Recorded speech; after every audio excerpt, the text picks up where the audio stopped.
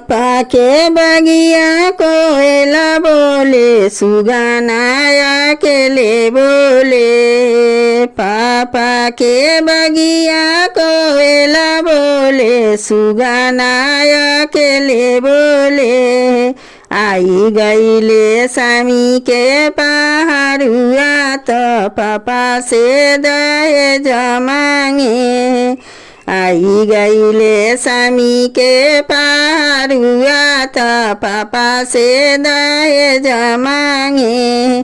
पापा जे उठलन दहेज ले ले, आमा दाना ले ले। सखी सजे उठलन खोइछा ले ले, औरो दूभी धान ले ले। सखी सजे उठलन खोइछा ले ले, औरो दूभी धान ले ले।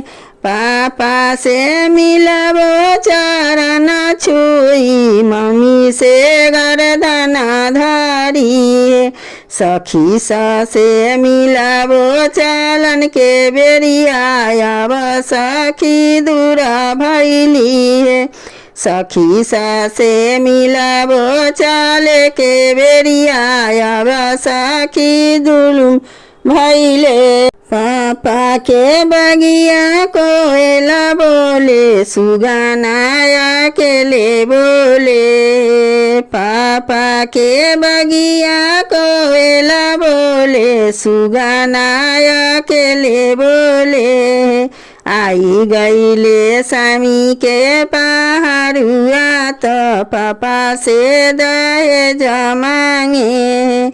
आई गईले सामी के पहाड़ुआ, तो पापा से दहेज मांगे। पापा जे उठलन दहेज ले ले, आमा दाना ले ले। सखी सजे उठलन खोइछा ले ले, औरो दूभी